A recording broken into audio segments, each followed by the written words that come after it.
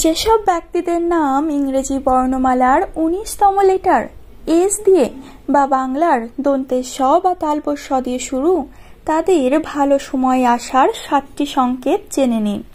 আজকে আমি বিস্তারিত আলোচনা করে আপনাদের জানিয়ে দেব যে এস নামের মানুষদের ভালো খবর আসার আগে যে ৭টি সংকেত বা তাদের ভাগ্য উজ্জ্বল হওয়ার ৭টি বিশেষ সংকেত আপনাদেরকে আমি আজকে ভিডিওতে বিস্তারিত আলোচনা করে জানিয়ে দেব।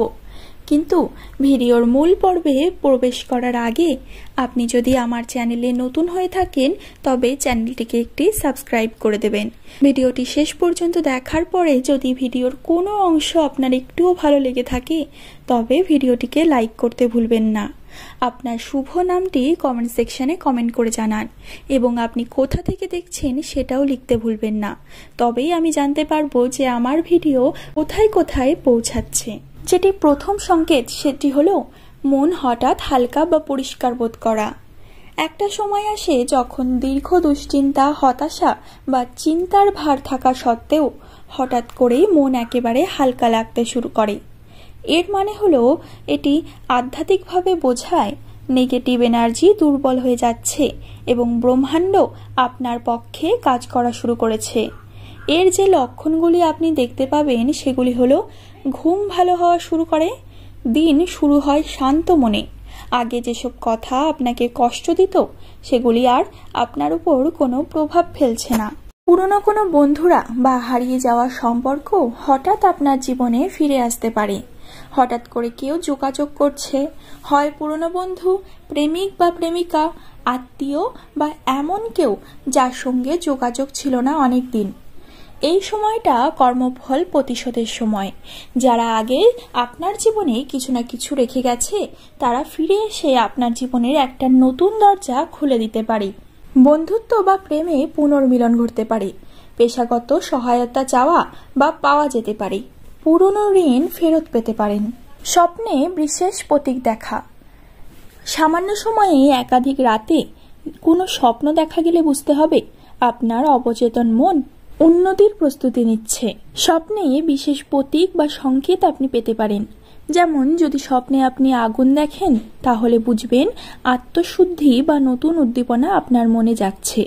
যদি স্বপ্নে সাপ দেখেন তাহলে বুঝবেন পরিবর্তন বা পুরনো ভয় আপনার কাটতে চলেছে। যদি স্বপ্নে জল দেখেন তাহলে বুঝবেন মানসিক ভারসাম্য বা শান্তি আপনার জীবনে ফিরে আসবে। যদি দেখেন যে সিঁড়ি তাহলে বুঝবেন যে আপনি উন্নতির উচ্চতর স্তরে যাত্রা করতে চলেছেন। আর্থিক লাভ বা ক্ষতির হাত থেকে রক্ষা। পাওনা টাকা হঠাৎ ফিরে পাওয়া বা হঠাৎ কোথাও থেকে উপহার বা বোনাস পেতে পারেন। ক্ষতির মুখ থেকে অলৌকিকভাবে আপনি বেঁচে যেতে পারেন। এর মানে হলো আপনার ভাগ্য এখন ঊর্ধ্বমুখী হচ্ছে। অর্থ সংক্রান্ত গ্রহ যেমন বৃহস্পতি বা শুক্র অনুকূলে কাজ করছে। ভুল করে দেওয়া টাকা ফেরত পেতে পারেন আপনি। হঠাৎ কোনো পুরনো ইন্স্যুরেন্স ক্লেম বা স্কলারশিপ আপনি পেতে পারেন এই সময়। ধৈর্য ও ক্ষমাশীলতা বা সহানুভূতি বাড়া। আপনি নিজেই লক্ষ্য করবেন আগে রেগে যাওয়া বা প্রতিশোধ নিতে চাওয়া মনোভাব হঠাৎ করে আপনার কমে যাচ্ছে। এটি আত্মার উন্নতি ও সতর্কতা সহকারে ভালো সময়ের সূচনা করে। যখন ব্যক্তি নিজের রাগ ও কষ্টকে নিয়ন্ত্রণ করতে পারে তখন বাস্তব জীবনে তার আশীর্বাদ আসা শুরু করে। বারবার একই সংখ্যার দেখা পাওয়া বা যেগুলিকে আমরা অ্যাঞ্জেল নাম্বার বলে থাকি, যেমন বারবার ১১১, ২২২, ৫৫৫ বা ৭৭৭ সংখ্যা দেখা। পাখির ডাক, প্রজাপতির উড়ান, হাওয়ার শব্দে আপনার ভালো লাগা শুরু হবে। গাছপালার মাঝে বা প্রকৃতির মাঝে আপনি নিজেকে খুঁজে পাবেন এবং সেখানেই শান্তি খুঁজে পাবেন। এই সময় আপনার আত্মিক শক্তি জাগ্রত হচ্ছে। প্রকৃতি এবং দেবশক্তি আপনাকে সুরক্ষা দিচ্ছে এবং নতুন সম্ভাবনার পথে নিয়ে যাচ্ছে। বারবার কাজে বাধা এলেও সেই কাজটি আপনার সফল হবে। যেমন কি কি সংকেত পেতে পারেন সেগুলি দেখে নিন। কোনো কাজ প্রথমে অনেক বাধার সম্মুখীন হচ্ছে কিন্তু শেষমেশ সফল হচ্ছে। এমনটি বারবার ঘটলে বুঝতে হবে যে আপনার কুষ্ঠিতে রাহু বা শনির নেতিবাচক প্রভাব দুর্বল হচ্ছে। জীবনে ভালো সময় এলেও শুরুতে চ্যালেঞ্জ আসে, কিন্তু তারপর সেই চ্যালেঞ্জই আপনার উন্নতির সিঁড়ি হয়ে দাঁড়ায়।